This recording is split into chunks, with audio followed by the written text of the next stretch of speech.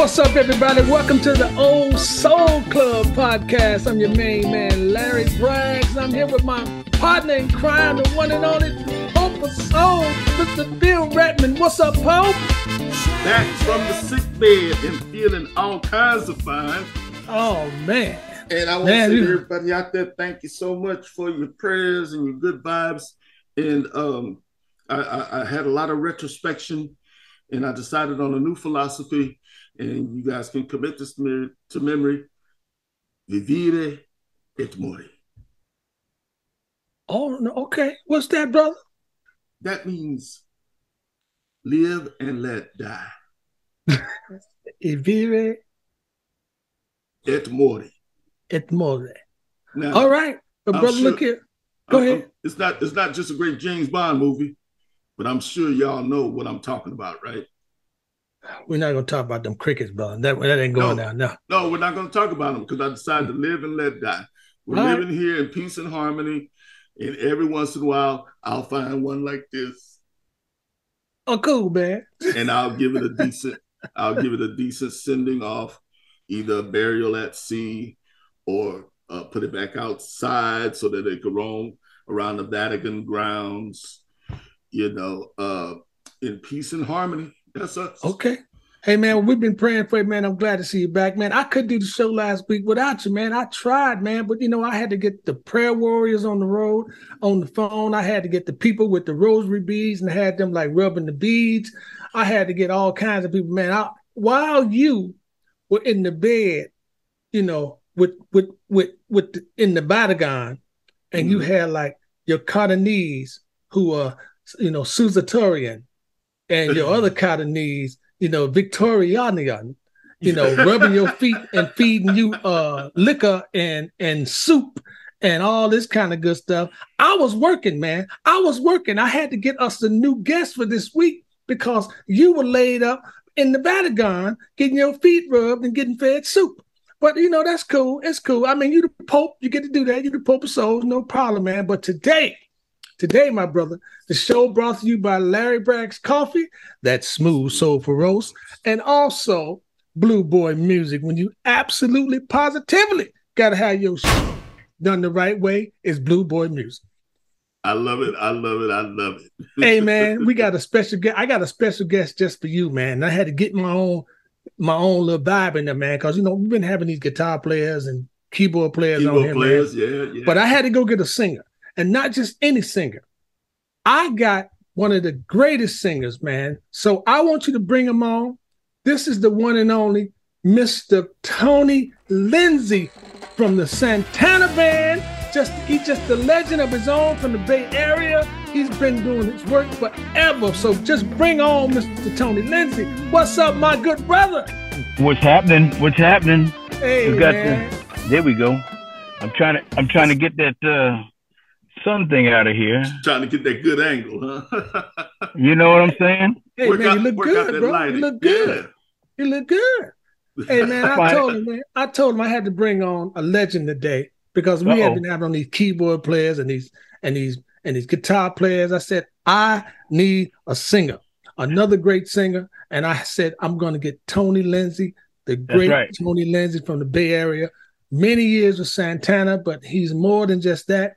He's just a beautiful guy, and he's been a friend of mine for a while, bro. How you doing? Coming from you, that's a big statement, man. Because you're talking about somebody that's a great singer. There you are.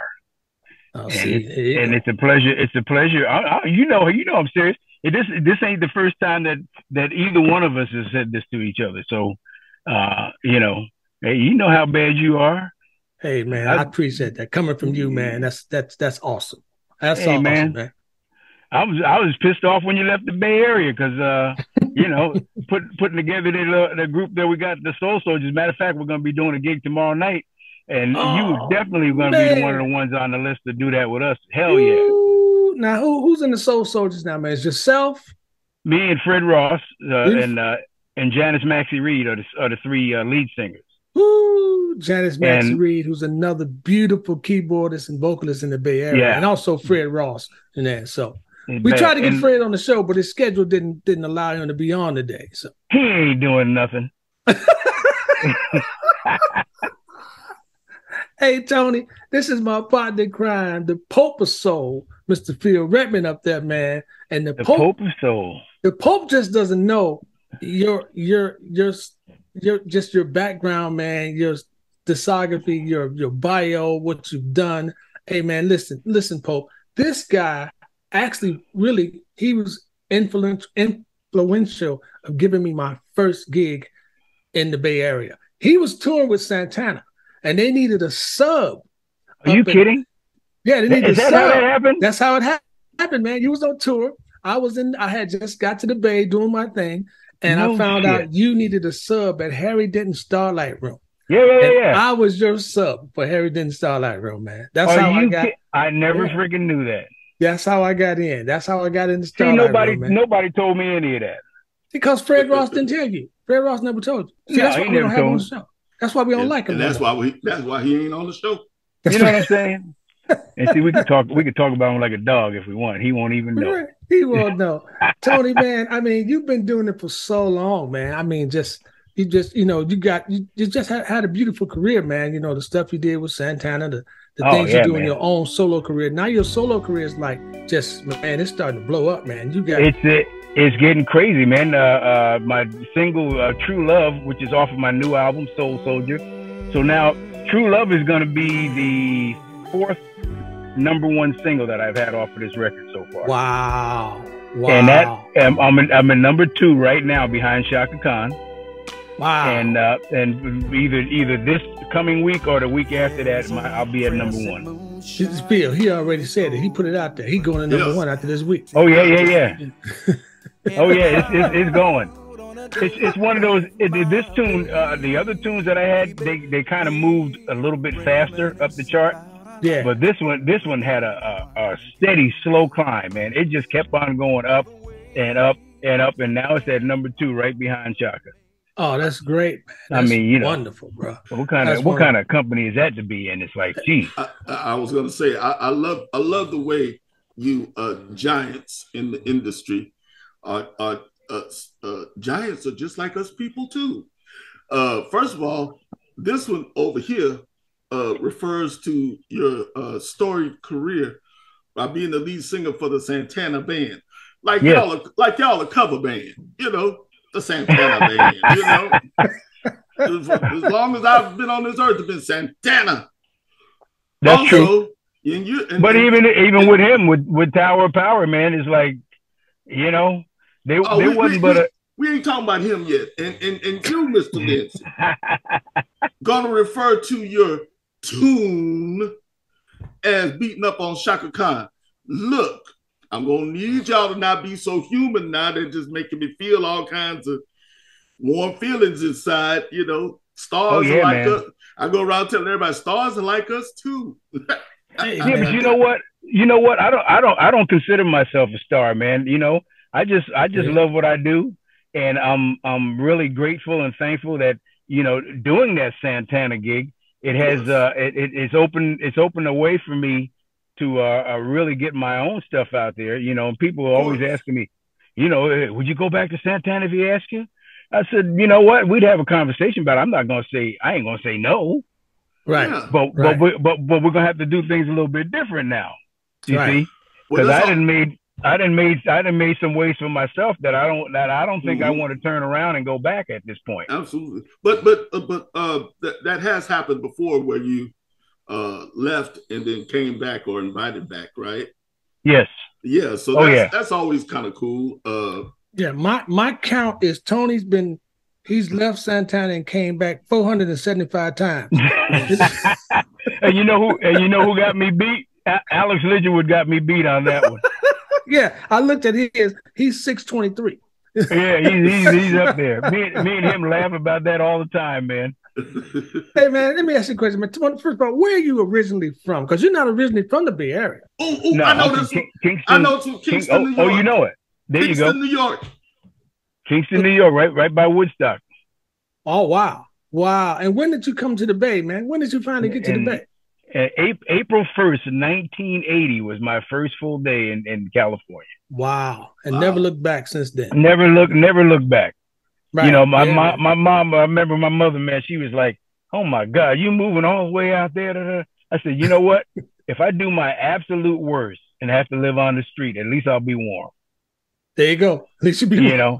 Because back in New York, well, you know how it is on the East Coast, man. It's cold as you know what up there, and especially in upstate New York. Right. He could be homeless in California and still make it. I'm telling you, but you know what? That's changing now because it's starting to get a little chilly out here. Yeah, man. That's... We know how that feels. And I was living out there, man. It was great. You go to the Bay sometime over to San Francisco from the Oakland side, and it's a totally different area. I mean, totally different weather, completely different weather, man. Well, we got that saying here in the Bay Area. If you want some different weather, all you got to do is drive a couple miles, and you're gonna be in something totally different. Yes, wow. When it's up in the 90s and all that here. If you're over, because I live in San Mateo now, so if you're on this side of the Bay, it's a heck of a lot cooler than once you cross that bridge and get over to Oakland in the East Bay. It'd be hot as a son of a gun over there, man. Yeah, man. It's amazing how different that is, and it's just over the bridge. Yeah. It's amazing. It's amazing, man. So, hey, man, so when did you started working in the Bay Area? When did you started working? Who got you started up there, man? Because, man, I started after I moved here. I was living down in South San Jose at the time because a good friend of mine who we had a band together back in New York, his an Italian family. This guy's dad had one living brother who lived in San Jose. And his dad said, you know what?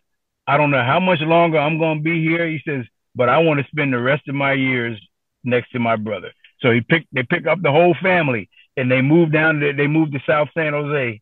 And at that time, the band back in New York that we had split up. So he moved out here with his family. I'm back in hanging out up in Albany, New York. Mm-hmm. And I put a couple of places on my list that I wanted to check out before I made my final decision where I wanted to live. So I had Washington D.C., Raleigh, North Carolina, because I got a whole bunch of family down in Raleigh area there. Yeah. And Atlanta, Georgia, were the first three. California was the last one on my list. Oh wow. Well, I went to.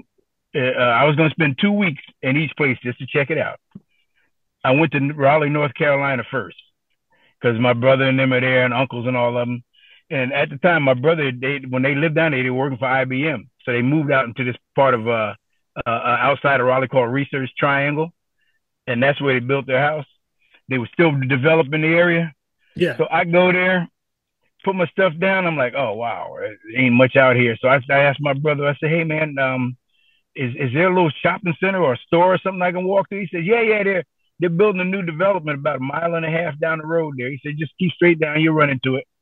So I go down there, I go in the store, and I'm getting in line to buy my stuff. So there's this white lady, of course, being at the cash register. I get in line, and there's only three people in front of me. There's this white lady in front, black lady in back of her, and a white dude in front of me. Man, that lady waited on the lady in front. And when it came to the sister standing behind her, she looked right past and went to the dude in front of me. No. Wow. When she did that, I pushed my stuff on the counter. I walked back to my brother's house. I got on the phone, called the airline. And I said, hey, I know I'm not supposed to leave here for another 2 weeks or whatever, but can I get a flight out of here tomorrow? My brother was like, man, what are you doing? I said, man, if I stay here from what I just saw and went through at the store, they'll be hanging me from a tree down here. I'm not staying down here. Wow. I got on that plane the next day, went back up to Albany. I crossed off DC. I crossed off Atlanta. Called my buddy Tony in out here in California. He said, well, let me talk to my parents. He called me back in like 2 minutes. He said, they said, if you want to come out here, come on. Then that was it. I started the next day. I started shipping all my stuff UPS to California. Wow! And I never went back. Wow! Well, that was it. Man, that was great. That was a great move. I'm telling you, because man, and it ain't changed. It hasn't changed much down there. If it changed at all in the South, bro, it hasn't changed. I'm like, look at the climate now. Nothing's really changed. Yeah, I can't do that, man. It's like, it's even gotten worse now. Yeah, yeah. Because now it's just blatant, man. Yeah, I was just having a conversation at this little cafe I was hanging out with a dude. I went, man, I said, get ready for the Civil War because it's about to happen. Yeah, man. We are close to having that happen, brother. But I'm glad you're safe. I'm glad you're doing your thing. How many records you didn't put out now? It's been, let me see. Well, Something Beautiful. And matter of fact, I had two #1 singles off of that one too. Off of Something Beautiful. But I've been doing records since, like, man, I think I got about at least 7 solo albums out right now. Yeah. And how many #1s have you had? Like 7? Well, we're getting at close to 7 now. Yeah. Because next week you're gonna knock off Chaka Khan. It's either gonna be this next week or the after. And you know what? I love you. You know how much Chaka Khan here. And the last time I had a single that was #2. So in Love is called, the ballad. Yeah. And that sucker stayed at #2 for 3 weeks, right behind Lettucey. I couldn't bump Lettucey out of that #1 spot. That's two Bay Area people going, they're going at it. That's how we do up there at the Bay. Oh, that was great. Well, that tune she did, Anything for You, which was a huge hit. That was the one I couldn't push that one out of the way. And you know what? I'm proud of them. I'm glad to be in that same company with them, man. You kidding? Oh yeah, man. Yeah, man. Yeah, you're doing good. Yeah. I mean, there's a lot of great people to come out of the Bay Area, man. As we know, in the Tower Power, Sliding the Family, Stone Cold Blood. That's right. Tony Lindsay, Santana, Lettucey. No, Tony Lindsay. Even my man Larry Brown. Who's climbing and who's climbing the chart is another friend of ours, Daryl Anders, man, Agape Soul. He's doing really well too, man. So I think he's right behind you on the charts, doing really well. So Cornell Carter, call him CC. Yes. CC's another one. And Michael Blankenship, keyboard player. Yeah. It's a lot of talent in the Bay, man, and people just doing their thing. So I don't know what happened to the Pope, man. His video gone. He just disappeared. Oh, I'm still here, gentlemen. Excuse me for just a moment. Right ahead. Yeah, man. So Tony, what's the next? What's up? Huh? He might have had to go to the bathroom or something. So, Tony, what's up next for you, man? What's going on? What's the next concert? What's happening? I know you're waiting on your #1 single hit #1, but what's up right now? What you got? Well, you're just coming from rehearsal or something, right? You're coming from rehearsal today. I'm rehearsing with it. There's a school called Nueva School here, where a bunch of rich people, Robin Williams and Michelle Pfeiffer and all of them. That's where they sent their kids to go to school. Yeah, And there's this cat by the name of Jim Munson-Ryder. He teaches these kids, all these kids, even little kids at elementary schools, how to play steel pan, man. Oh, cool. So I've done several gigs with them, being backed by. There's going to be at least 20 steel pan players behind me. We're going to be doing a gig up at SF Jazz on the 11th of November. SF Jazz, the San Francisco Jazz Festival. Yeah, where I saw you with David Sanborn and them. In the same room. Yeah. And we got Robert Greenidge, who is the brother that plays steel pan with Jimmy Buffett. Oh wow! Wow. He played on Margaritaville. He did. Had to. He's been with Jimmy Buffett for a long time. Wow. And this is the second time me and him are going to be doing a gig together too, which is very cool, man. Because the cat can play. He can play his butt off, man. Yeah. So that's happening. But I got just gigging, doing the regular stuff, and I'm getting to the point where it's time for me to put a band together so I can get out here and start hitting the road and doing my own stuff. Hey, I'm really looking forward to that. Are you gonna hook up with the fellas from Spangalang? You know what? That's where I'm having my dilemma.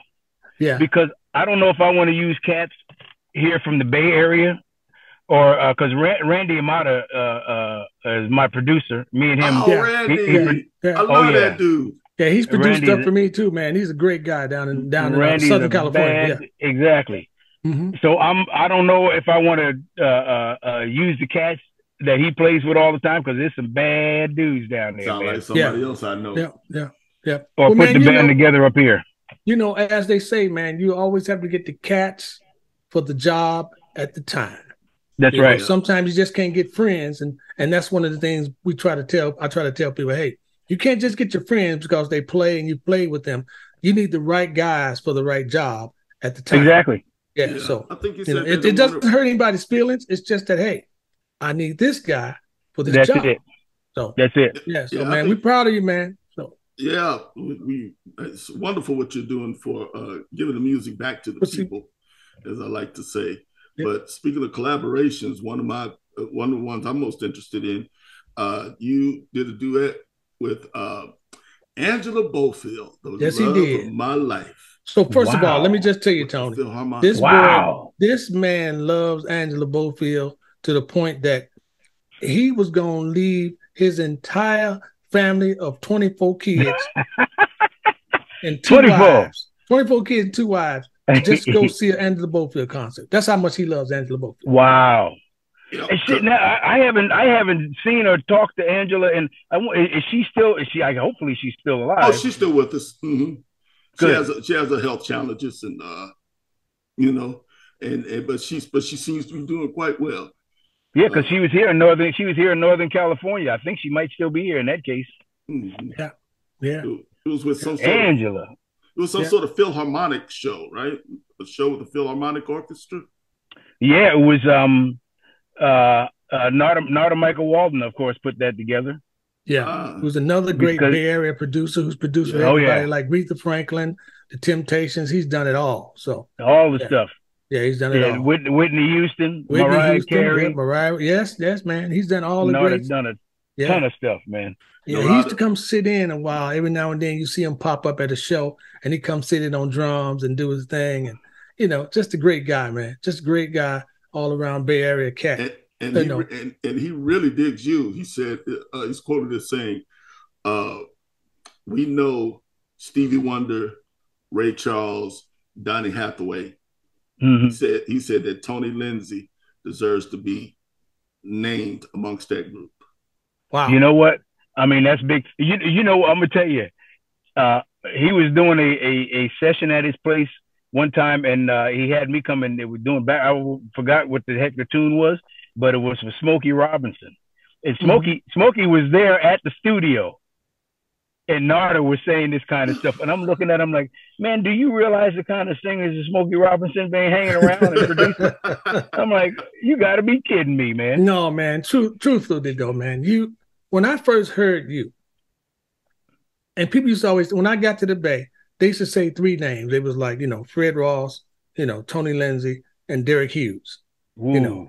And when I finally heard, I said, who's this guy, Tony Lindsay? So I finally got to hear you, and I was like, oh my God, this dude got the smoothest voice. It's just so smooth, man. I mean, it's like, I used to say this about Marvin Gaye, but Tony Lindsay opened his mouth and his voice, man, it's like the wind blow is so cool, so.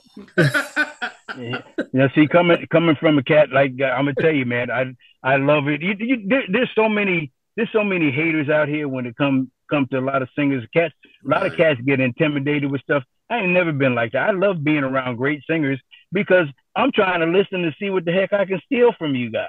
Yeah, that's the same here, man. That's and Kenny Washington's another one here in the Kenny Washington. I'm sorry, I forgot to mention Kenny Washington. Man, that dude can sing his butt off. Yeah, Kenny's an instrument, man. He's kind of like an Al Jarreau kind of instrument, man, when he's singing. Exactly.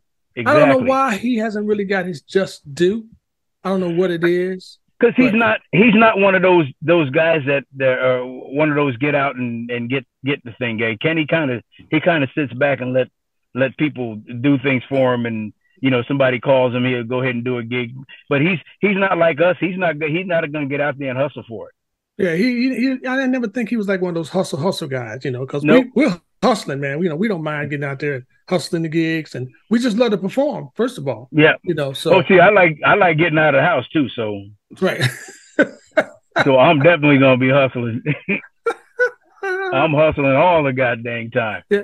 So man, so who who is like one of your influences, man? Because we talk about these things, and I want to know who are your influences, because I never knew who influenced you. Because I hear so much other stuff in you, man. I hear I hear Lou Rawls in you. I hear all kinds of other stuff in you, man. You just have this really just smooth voice, And sometimes I just hear all kinds of people in you. You're not a baritone, but I just hear that quality, exactly.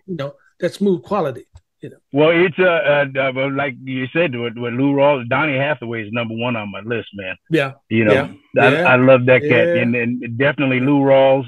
And I used to listen to everybody, even the women, Ella Fitzgerald and Sarah Vaughan and all of them. Yeah, I listened to that stuff, and Teddy Pendergrass and Luther and Jeffrey Osborne, man.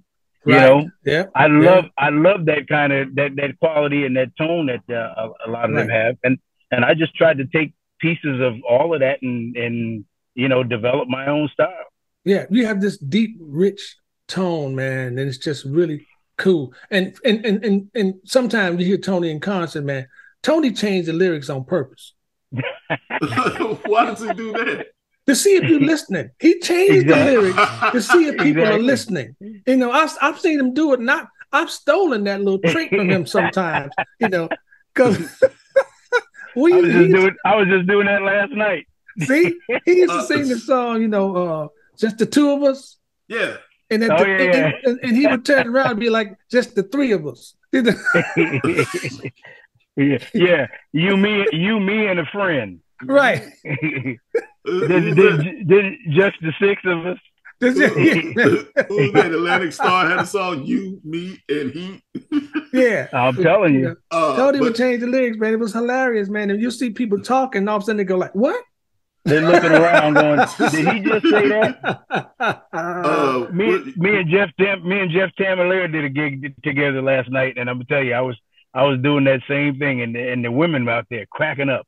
Oh yeah, man. I'm just saying. See, I say all kinds of stuff, but I know how far to take it, and I don't go past that. You can't go past the line. Once you cross that line, then people go, hey, you can't do that. Right. So, but I take it right up to that line, though. Right, and that's the thing. That's the thing I learned, man. I think you can take it up to the line, man. But that's just true entertaining, and people don't really get that a lot these days, man. There's so much production and things like that it's hard to get people to entertain. Like I went and saw Phil Perry, and I was so happy to hear Phil Perry sing, because that's just the pure voice, Phil Perry, man. That's amazing, man. But Phil started talking about, hey, if these kids could learn to play more than 8 bars, we might get some more real songs. Phil Perry said that now, not me. Hey, but that's cool. But you, man, I'm gonna tell you, I don't know how many times cats have been calling me, hey man, how come you ain't doing the Tower of Power gig? And that. Matter of fact, I just got a call from Tommy Igoe. Yeah. And him and Dave Garibaldi are going to do Ryoshi's on 8th of November. Oh, okay. And they asked me to do it.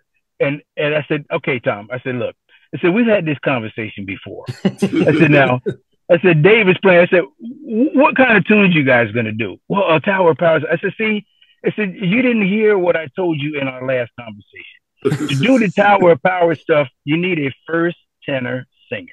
Right. To do the stuff right, they need a first tenor singer. I said, I'm not one of those cats that liked it. I'm not comfortable staying up there all the time. Right. To go up there for some little inflections and stuff and do stuff and come back. I said, you need a first tenor. I said, so why do you keep asking me to do this? I said, for a couple $100, I'm not going to blow my voice out. Right. And I tell you, I said, Tony and I are two different singers, man. He's a second tenor, and our first tenor. He sings in the rich part of his voice, and that's where he is. That's where he is. He can go up there, but he ain't gonna stay up there. I'm not gonna stay up there. So they calling me. Yeah, they calling me, but I said no. How many times I got to say no? I'm not gonna do that because I have respect for the music. Right. And I don't want to get up there doing stuff and to be trying to, and then have to change the melody and stuff to fit my voice. I don't want to do that, because then you're not doing the song. No, you're inverting all the notes and all this kind of crazy stuff, man. And it doesn't sound good. Then people looking at you like, why is Tony trying to sing Tower Power? Exactly. You don't need that whole thing either going on. Either either that or like, God damn, he sound like shit. You know,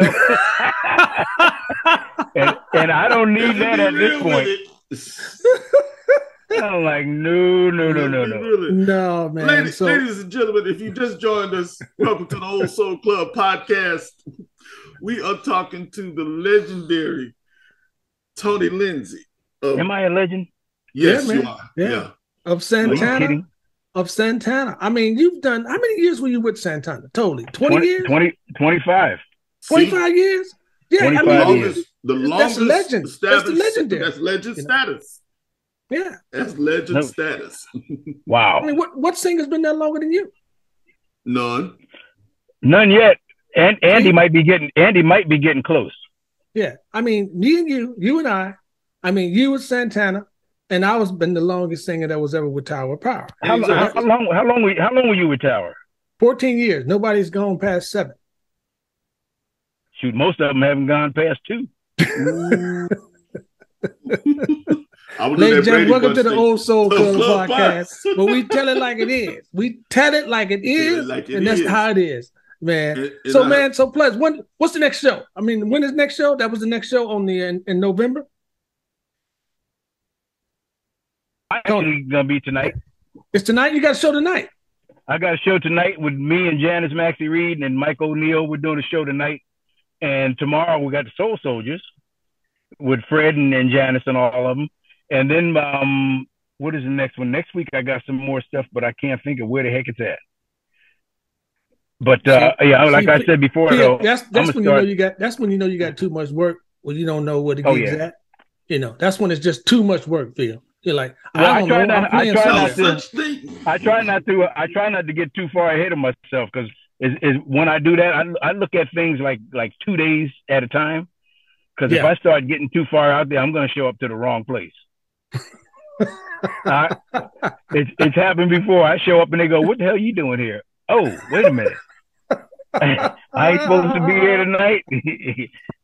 It happens.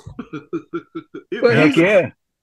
Well, you've done gigs with Jeff Tamalier, which is the former guitar player for Tower of Power, and you know, and you've been playing with Janice Maxie Reed. And people need to know, Janet Maxie Reed is one of the most talented keyboard players in the Bay Area, probably in the world. And she sings like a bird.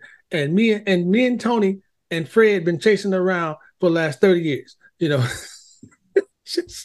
we follow her around all the time. We love her, man. She's such a talented person. And Tony, she's been playing with you now for like years, man. So she's the one that was giving people like Lettucey and a whole bunch of people that she was giving them lessons back a long time ago, man. Yeah, voice lessons and all that, and keyboard lessons, man. Janice is a trip. Yeah, she is. She's an amazing talent, man. But she's always been faithful to the Bay Area. You know, she plays, but she was a teacher. She was an educator for years too. Yeah, I think she's still doing a little. She cut back a little bit because she's got a lot of stuff on her plate now, but she's still hanging in there. And what's Larry Braggs doing next? Hey, man, well, you know, I'm still doing, man. I'm working on, I got a show coming up in D.C. and Virginia. I'm working out. It's at the... I saw that at the winery something. Yeah, the City Winery. That's coming up. And then I got another show coming up, man, at the Tin Pan.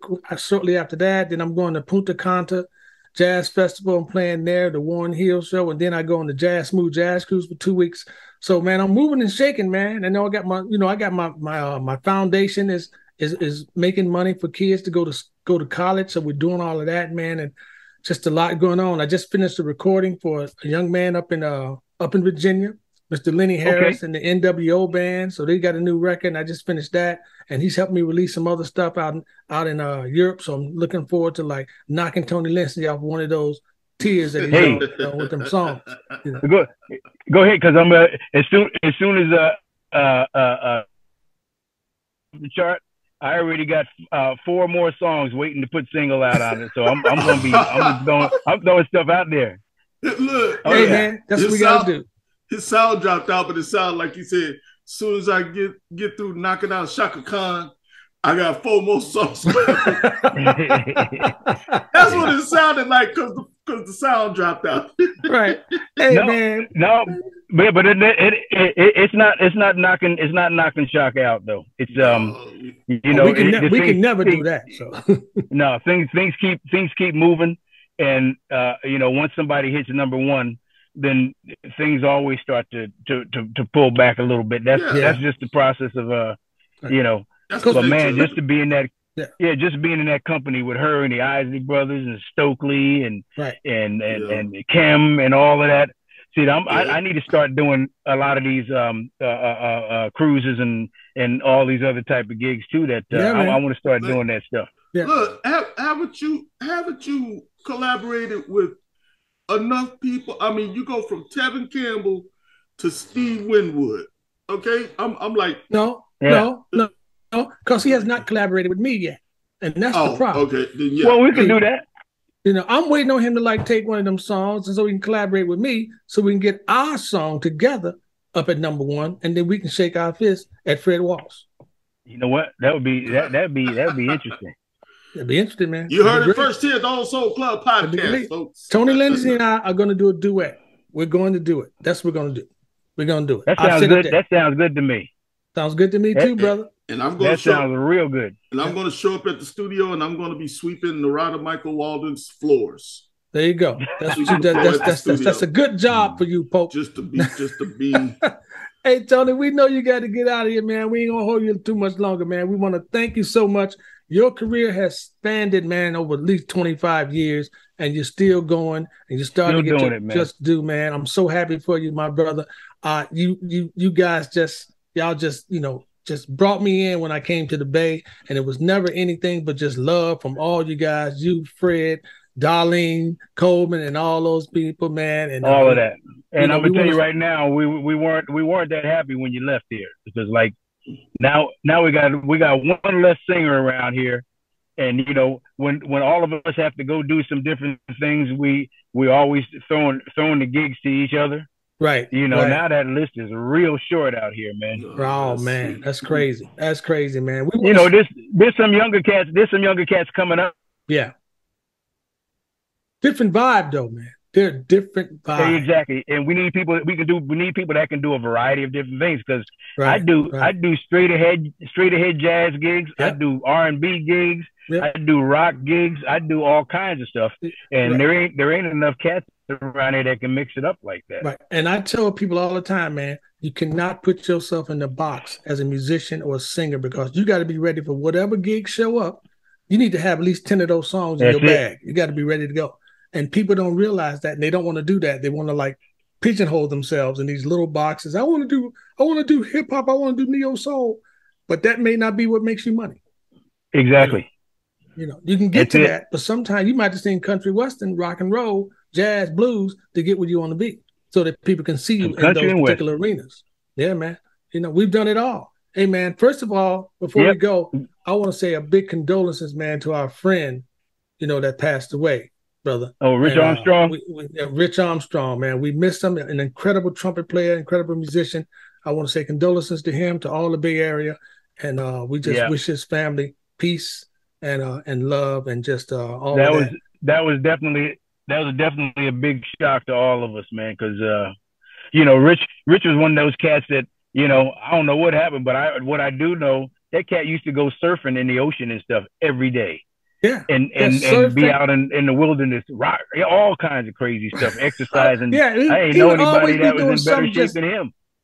Right, he'd be out there just everywhere, and then he'd be on the motorcycle. I'm like, I've never seen anybody with a surfboard on the motorcycle. Yeah, surfboard on the motorcycle. Rich Armstrong, we love him to death, man. Crazy. I remember when I first started playing in the Starlight Room for you, and I was subbing and doing that stuff, and this was Harry Denton, who was like just a staple in San Francisco Bay Area, Harry Denton, and it was Harry Denton's Starlight Room. And one day Harry was there, and we were playing, and Rich asked Harry, he said, "Hey Harry, man, how come Larry never has to wear a tuxedo?" He said, "Rich," because he knows how to dress. There you go. He said, "You need to wear a tuxedo." and that was definitely because Rich had on some crazy looking stuff sometimes. Right. Yeah, that dude was something. Take the guesswork He was out something, of it. man. Rich used to come to the gig on his motorcycle and take his tuxedo out of the bag, shake it, and put it on. He was a different character. But you know, it's that thing, man. It's that thing to where he was needed somewhere else. Yeah. You know, I had a buddy of mine, this cat Elliot Lewis. I don't know if you remember Elliot, keyboard player. Yes, I do. Yes, I do. Elliot was a bad dude, man. And he helped out all kinds of people with all kinds of stuff and and then he was gone. Yeah. He was needed somewhere else. You know, his time here and what he did here. Yep. Right. You got to go. Hey. Yeah. God needed a trumpet player called Rich. So make sure you take care of yourself as well and as good as you possibly can, because we don't know. You can be the healthiest person in the world, and I could be sitting here talking to you, and all of a sudden, freaking heart attack or something can happen. We just don't know. Yeah. I've been there. I've had that, but I'm still here. So God willing, the creeks don't rise. We'll keep living, man, till we're like 120, and that's what we. There you go. Ladies and gentlemen, once again, I like 120. 120 is a good number, brother. I like that.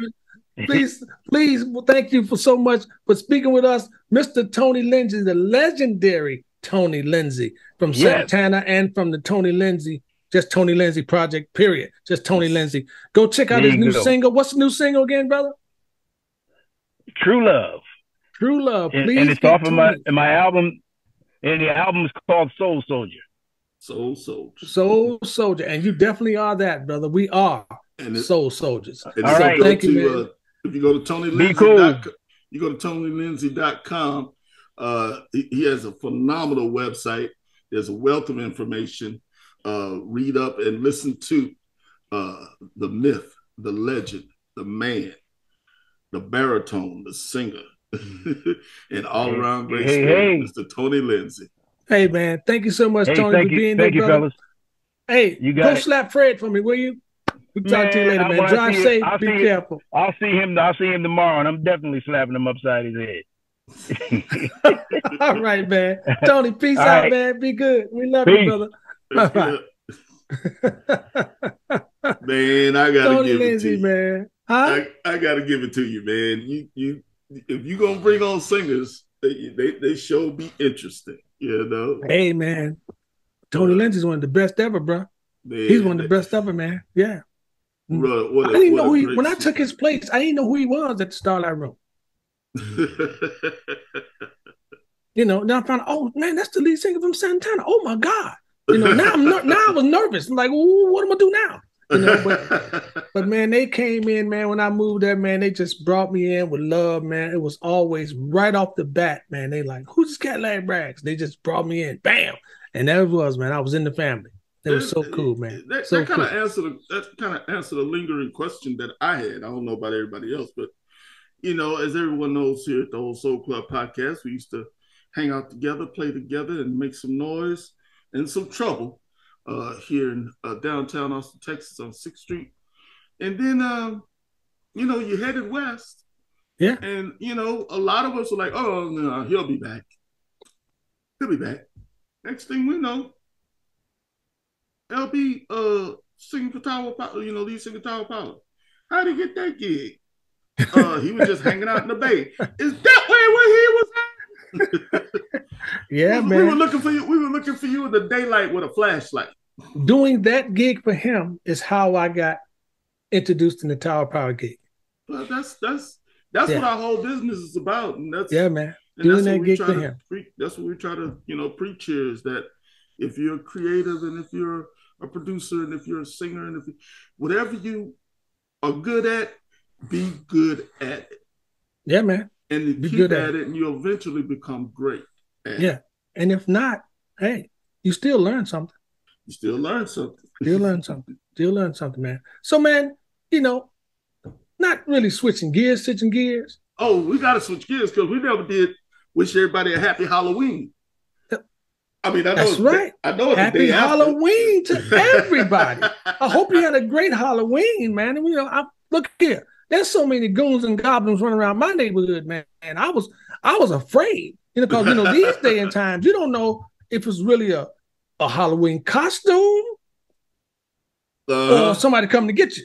Yep. So, you know, you got to be ready at all times, man. You got to bring your toolkit with you when you're going out on Halloween. You got to have your toolkit ready. Just have your toolkit with you. And so you know what I do? What you do? Every year, I buy candy, you know, for the kids. Now hold on. But go ahead. But then I don't open my door. See, so really you're buying the candy for yourself. I buy the candy for the kids. Phantom kids. Potentially going to be knocking on my door. But when they knock, you don't open the door? Hell no. You don't know who might be out there. So why do you buy the candy? Because I like candy.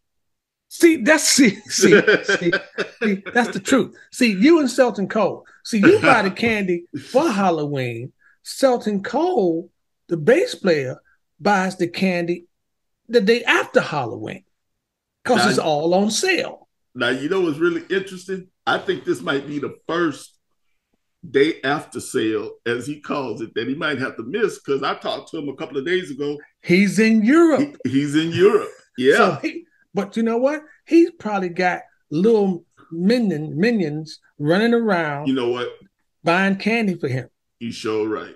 He probably does. He probably already put in an order for some candy corn.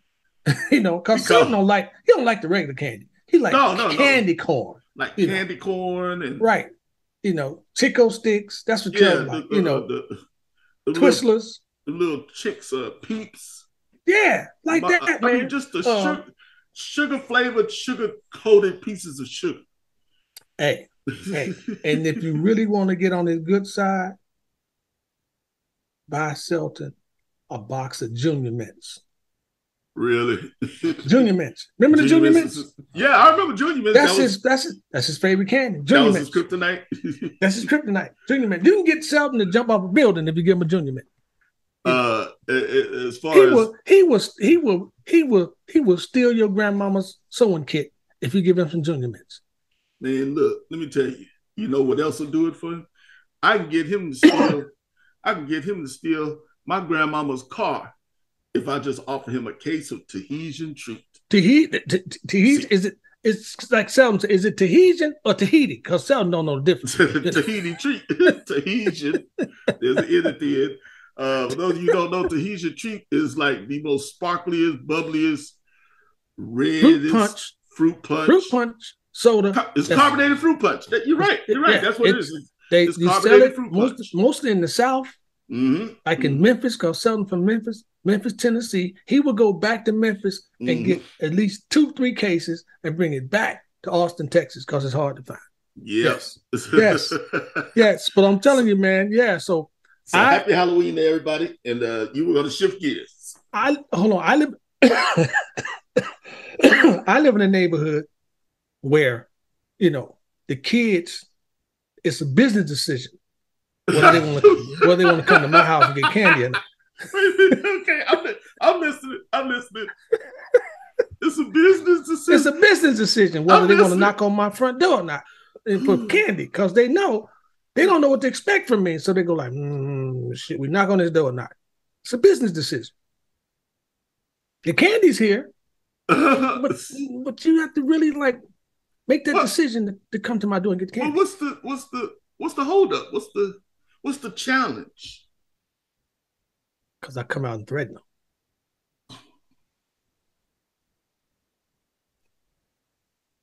You got 365 days to torture children.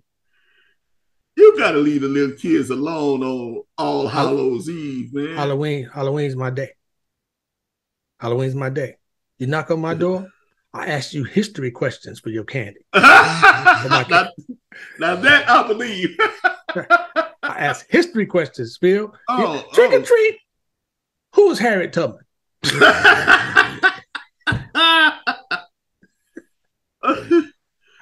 or treat. Where's Frederick Douglass from? You man.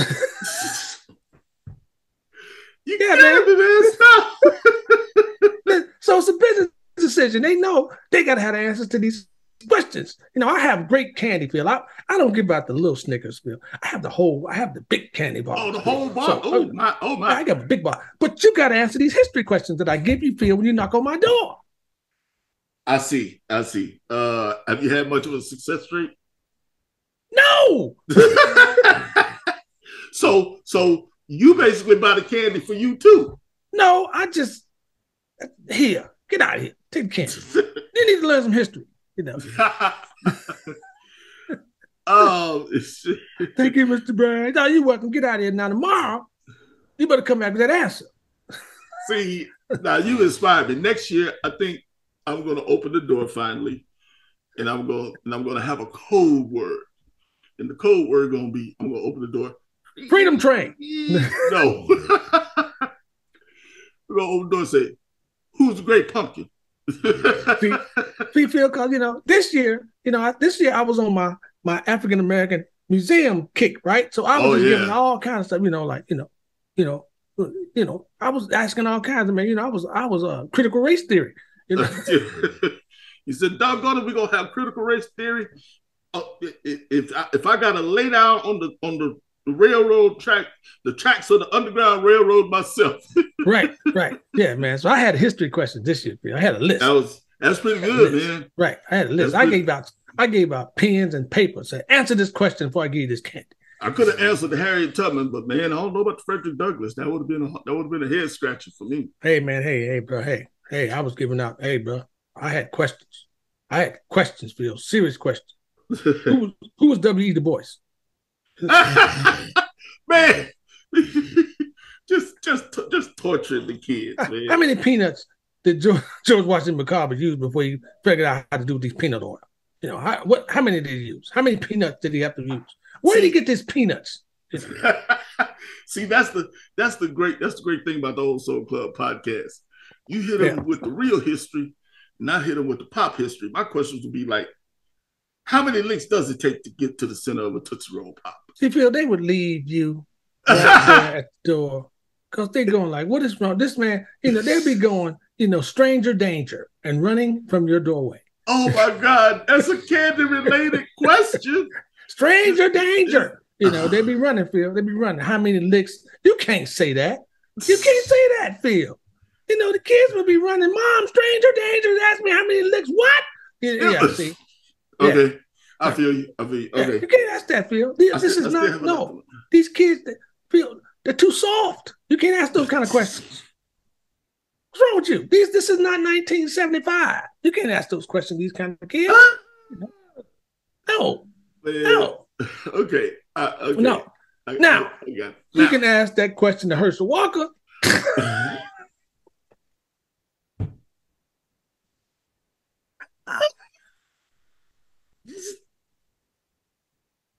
Neil, I'm sorry. I had to slip it in. I had to. It's like a hit from your mama. You know it's coming. It's coming. It's coming. I just didn't see it coming. Like, pow! Pope, come on, Pope. Okay, this is getting ridiculous, man. Okay, this is getting ridiculous. Another woman has popped up, and Herschel was talking about he don't know who she is. It's just getting out of control. And it's starting to become not funny no more. And then Lindsey Graham said some dumb shit. If he wins, they can't call us racist no more. Yes, we can. Because you just said some racist shit. That's the cool thing about Lindsey. What's his name? Lindsey Graham. Boy, what's cool about Lindsey Graham? Well, I'll tell you, because he is the most southernest sounding man since That don't make him cool. That make him stupid. That's cool. I thought it said funny. Okay, cool. You can have a southern drawl, and people from the South have southern draws. That's fine. But you just can't be ignorant like Lindsey Graham is being ignorant. Lindsey Graham will say anything to move his chart, to move his pen on the board any kind of way. He go any way he want. But that was the dumbest thing saying, Which was dumber? Lindsey Graham or the police chief or sheriff who stood next to Herschel Walker in a press conference saying, I was the one that empowered Mr. Walker with his badge. That I don't care about that. That's fine. That's fine. That's the truth. This stuff Lindsey Graham's talking about. Oh, yeah, it is on a grander scale. Yeah. That's come on, man. We got us one. You've been saying that. You've been saying, oh, don't forget, voting, I believe early voting is over. Election day, midterm elections next Tuesday, y'all. Next Tuesday. Now, by the time you see the old Soul Club podcast next Tuesday, it'll be on that day. So we're giving you a week advance notice. Election midterms. Get out Tuesday. And vote. Get out and vote. Get out and vote. You need to vote. You know, we need to vote, man. You need to get out there and just support your candidate. Like I said, don't think about Democrat, Republican. Think about the policies that's going on. Think about what's happening to the world around you. Think about what's being taken away or trying to be took away from you as a citizen, and vote that. Vote that, because if the woman's right to choose is being threatened, you need to vote against the people who's trying to do that. If the economy is your problem, look at the facts before you go and just vote and say the economy is bad, because the economy is making some strides. I mean, people are struggling. They're always going to be that people that struggle because of this, because of that. And we need to do a better job, and we are trying. I mean, but when you look at it, we came out of a crisis, man. We've come out of the COVID crisis, and we tried to rebound from that. Now we got a war going on that has us drugging into, not just us, it has the whole world drug into this war. Yeah. This is not one man's fault. Yeah. It's not one man's fault. And it's a world problem. That's the dichotomy, of American politics and political views. You got a guy that you don't like, okay? And we're going to use the current president as an example. He don't do nothing, and everything he's doing is messing stuff up. Okay, wait a minute. Is he not doing nothing? Or is he doing too much that's messing stuff up? Because if stuff is getting messed up, then he's doing something. And that's called a try. First of all, he inherited a mess. Whenever there's a Democrat that comes into the office, I'll put it this way. Anybody that comes in the office after a Republican, look back in your history, almost always inherits a mess. Phil, I'm just saying, listen, say you have a little brother. Which I do. He completely goes in the room and destroys the whole room. Your whole bedroom. I mean, it's just turned upside down. Everything's all over the place. Nothing's worth. The mattress is all over the place. The covers everywhere. Everything's off the dresser, out of the drawers, all over, just everywhere, right? Right. And then you come in the room with your mother. And your mother said, Phil, you better clean this room up. Yeah. And you like, but I didn't do it. No, this is your room. I need to clean up this room. I mean, you inherit a mess. Very detailed, brother. Yeah. You inherited a mess. And you're going like, I need to clean this up. Now, no matter how you clean it up, your little brother is still messing with you. Talking about, he messed all that up, mama. Knowing you didn't do it. But he keeps saying, he messed all that up. I told him not to do it. He messing it up. Look, ain't nothing right. Ain't nothing in the right place. It's all messed up because of Phil. He was here. He should have known better. He should know how to fix it. You little. Ooh. And that's what you got, man. That's basically you got. That is the gist of what's happening right now. You come in, you inherit a mess, and you're trying to fix it. But no one person, unlike the last guy who said, only I can fix it. Well, if breaking it is fixing it, then he fixed the shit out of it. because it's broke. It's broke, bro. I mean, Uncle Joe he's moving at a slow, steady pace. There's things happening, even though people are trying to like put roadblocks in the way. There's still things happening, and we should be speaking on those good things a lot more, because you're kind of like back in the room, we clean it up, but you're saying, yeah, Mom, we're taking care of it. Instead of saying he did it, right, I fixed it. Mama, he took all this shit out and then I'm putting it back in there. But we just go, okay, we'll fix it, blah, blah, blah, blah. And that's what's wrong. Now, when it comes to, Herschel and Senator Warnock, I understand. The man's trying to be a decent man. He's a minister, he's the pastor of, Ebenezer. Is it Ebenezer? Yeah, it is. Baptist Church? It's actually in Georgia. And you know what it is? It's actually Dr. Martin Luther King. Yeah, it's Dr. King. It's Dr. King's. He took over that church. Now, he's trying to be a decent human being. Nobody's perfect. Nobody's perfect, but the only person perfect is the Most High. He's the only one that's perfect, the Most High. Now, the man's trying to be perfect. I'm trying to do the best he can, not be perfect, but he's trying to do the best he can. He has his own faults because he's a man. I mean, what man doesn't have his own faults? But listen, he's not going to put these hands on Herschel like he wants to figuratively. He ain't gonna put them hands on Herschel like Herschel need them hands put on him figuratively. He ain't gonna be just it's another black man. That's what they want, pitting them against each other. He's not gonna do that. That's for the people around him to do. But Herschel he's not the guy for that job. And for Lindsey Graham to say that dumb shit he said, why they down on this man? It's another black man. So now if he wins, they can't say we racist. Lindsey Graham, you're about the dumbest person I've ever seen.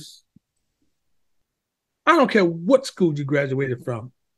That wasn't even a dog whistle. and that's the final word from the Old Soul Club podcast. Old Soul Club podcast. Y'all get out and vote, man. Go out and vote. Get out there and vote, brother. That's a lot of things going on, man. That's a lot of things. But I need people to vote, bro. I need you to stay well. I need y'all to stay well out there. I had a great time here with my man, Tony Lindsay. Phil, there's been so much going on, man, since you left, man. Okay, so, but I've been keeping tabs on you. I don't know if y'all know this, but I got a low jack on Mr. Larry Braggs. Oh, what's happening? What you got, low jack? What you know about me? I know that last week sometime you managed to get out with your wife and have date night. See, how you gonna bring my personal shit into the Old Soul Club? What's wrong with you? It's a positive thing. You can't be bringing my personal shit out in the club. It has to do with music. I don't have date night. That's for people, newlyweds and shit like that. I don't have no date night. We went to see Boney James. When you're married, you just go see people. Yeah, we went to see Boney James date night. We went to see Boney James, Phil. It's old, date night. We went to see Boney James. What can I say, man? I'm a hope romantic. How was the show? It was good. It was Boney James. It was a good show. It was a good show. Yeah. Now, the drummer, well, Mari, the drummer, man, he played a solo, man. I saw people getting up, taking their clothes off, putting dashikis on, because he took them back to Africa with these drums, with the drum solo he played, man. I mean, I saw people get all the time, man, they were out there doing like this. Man, shit. Omari? He was using all the time. Yeah, man. Big Mike on guitar. He was killing it, man. He played a solo, man. Hey, man, they were killing. They were killing, man. Keyboard player, playing and singing. Yeah, man, it's a good show, bro. Had a good time, man. Good time. Boney doing his thing. Yeah, Now, do you ever do shows with? I know you have a penchant for saxophone players. Yeah. And I know you've done work with Sanborn and Kaz and all of them. You ever do a show with Mr. James? Yeah, we work together on the Smooth Jazz Cruise a lot, man. Yeah, and when I do shows with Marcus Miller, it's usually Marcus and Boney on that show. They kind of put that package together.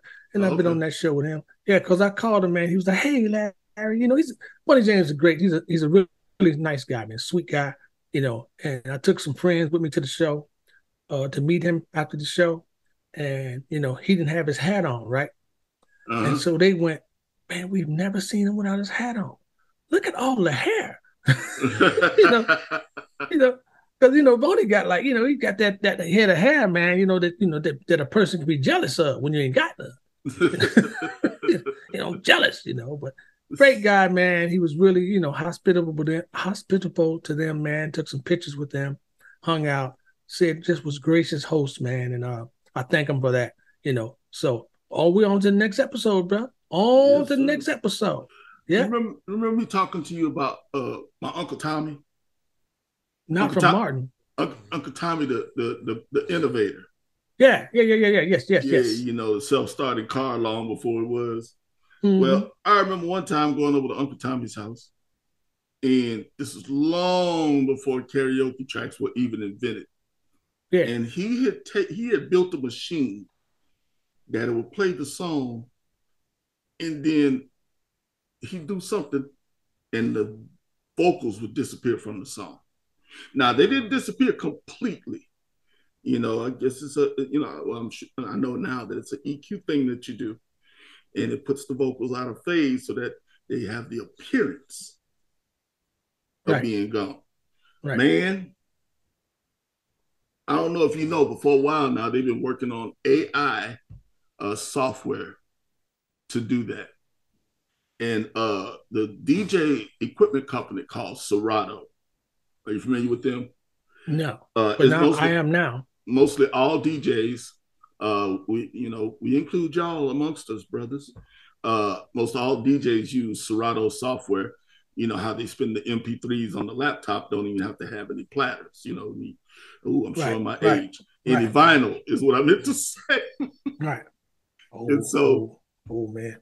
The company Serato, yes, has finally somehow, and I got to get the crackpot research team on it, but I just heard about it. Man, you got your two turntables, right? You got your ones and twos. You got your mixer in here. You got your fader going that way. Then you got buttons, and it will take out vocals if you want to. Take out the drums. Take out the bass. Take out the vocals. Take out the rest of the music. Only if they were separated in the track, though. No. That'd be separated. No, that's exactly what I'm talking about. You take the original 2-track stereo, MP3 or WAV file, and without them being stems, take it all out. I mean, now on the one hand, and I want your views on this in a minute, but on the one hand, I think it still forces DJs to be creative because it's just like the drum machine. If you got a drum pattern, just go boom, tap, tap, boom, tap, people are going to boo you off the stage. If you're a DJ and you have this capability and you just, do an acapella of, day after Halloween, so you do an acapella of Thriller, But doesn't that work? But doesn't that work only if things were put left, right, and center in the music? Because, Quincy Jones and Babyface records that way where things are left, right, and center. Right. That's the only way that can happen. No, I don't believe so because you don't have all the drums panned over to one side of a mix. No, not all the drums. I mean, like you got guitar over to the left, you got the bass over to the right sometimes. You just move them around. And because, you can listen to some of Michael Jackson stuff, but if you got a really, really good sound system, you can pan it and you can only have stuff on the left side. Yeah, that's true of panning. I'm just saying this is next level. This is next level AI software. Okay, I already don't like it. Okay, that's all I want to know. But look, I saw a dude do a mashup of Thriller, just the vocals, mashed up with Monster by Cardi B. It was cool. Hey, look, man, I know we the old Soul Club podcast. I'm just saying. We can't just always be about the old stuff, man. I like the new stuff, but sometimes you can't put hot sauce on chicken. Yeah. I feel you on that. I feel you on that. See what I'm saying? That's all I'm saying. You can't put hot sauce on chicken sometimes. Yeah, you can put. Can't do that. You put hot sauce on. You can't put salsa on a hamburger. What? Salsa on a hamburger? That's what I'm saying. You can't put salsa on a hamburger. Okay, all right. That's all I'm saying. Sometimes things shouldn't be mashed up like that. You know. Okay, so maybe you can help me out. That's funny because I was just thinking about this. I love cheddar cheese. So if how did we get on? Go ahead. This is a quick question. Mm-hmm. If I make a ham and cheddar cheese sandwich on wheat bread and put spicy mustard on it. First of all, you shouldn't even be eating that. That's nasty. That's just nasty, Phil. That's just nasty. I heard that, cheddar cheese on ham with mustard. You shouldn't even eat that. That's nasty.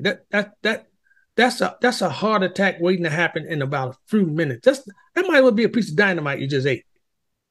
Excuse me, I'll be right back. I got to go empty my fridge. Right. Now, before you do that, don't speak of that no more. But anyway, go ahead. I'll let you finish that because I got something to tell you. No. So, man, don't eat that. Man, long time ago. Eat salad. Salad. Yeah, eat salad. You know what my favorite meal is, though, in case you didn't know, was stuffed salmon with asparagus. That's nasty, Phil. What's nasty about salmon and asparagus? Stuffed salmon. You got the asparagus stuffed in the salmon? No. In the salmon? No, the salmon is stuffed with seafood like crab meat and. Why do you need to stuff something that's already seafood with seafood? It's a delicacy. It's a mess. It's like the room your mother just told you to clean up. I can't win for losing. Hey, look, man. Hold on. But listen. Back to the AI. The AI, but you know what else is new on AI? What? They have this AI program that it's for artists. And you can tell the AI program, hey, I want to make a photo of Paul McCartney in, Picasso era. And just like that. I don't like it. It would do it. I don't like it. Yeah. So you're making art like this with AI right away. And this is it's not hard to do. This program that this woman has designed will actually make art. Any kind of art you want. You can just think it, tell it, and it will make that art for you. See, I blame myself for bringing all of this up. See, one of my biggest fears right after drowning is Skynet coming online. And that's where we headed, man. Yeah, we're headed in a whole, not like you said, we're going where no man has gone before. Yeah, I don't like it, man. Self-driving cars, back up for you, parallel park. Hey, look, man, that is a rite of passage. Some people need self-parking cars because some people just can't park. That is a rite of passage. To not park? No, to fail your driving test because you keep hitting the cones parallel parking. A rite of passage means you're moving on from that. If you fail, your ass is staying there. And that means you have to practice and try harder. You can't move on with your life until you get a license, and you can't get your license. It's a right of failure. It's a right of failure, is what you're trying to say. That's a good way of looking at it. Man, we are off the chain. Ladies and gentlemen, we're here at the Old Soul Club podcast. We're having a blast. Hey, man, next week on the Old Soul Club podcast. Election day. Yep, but I got another guest. I would say you're killing me, Braggs. But we're going to have Mr. Daryl Anders from Agape Soul on the show. Agape Soul, man, he's got a brand new single out with Mesa on it, and it's killing the charts just like Tony Lindsay, man. And hey, so he's gonna be on the show next week, man. He's an old friend of mine, He's doing his thing, man. He's a great person, incredible bass player within his own right, incredible writer, singer. Daryl Anders, man, I call him Sir Blackness. He's going to be on the show next week, man, from Agape Soul. So y'all please be on the show next week. Look out for that. But until then, hey, this is the Old Soul Club podcast, sponsored by Larry Bragg Coffee. That smooth, soulful roast. And also Blue Boy Music, when you absolutely, positively got to have your shit done the right way. Blue Boy Music. Hey, man, anything to say, Phil, Brother Pope, before we get out of here? Y'all be blessed. Have a good week. Enjoy the fall. Fall is here, y'all. Yes, it is. Don't forget to vote and carpe the dang deal. All right? We'll see y'all next week on the Old Soul Club podcast. Don't forget to vote, y'all. We need to vote. Our lives depends on it. This is one of the most important voting seasons that we've ever had, man. Already before this show, we've had over 12 million people vote early. So please, let's get out there. Let's continue to vote. That blew the doors off of 2018. So let's get it done now. Let's get it done. You want to get it done, Pope? Say good night to the people.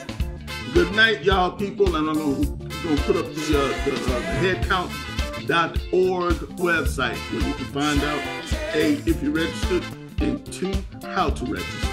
And don't forget, get Tony Lindsay's new single. Help him pass Miss Shaka Khan. Shaka Khan. Shaka Khan. We love y'all, man. Peace from the Old Soul Club podcast. Thank y'all so much.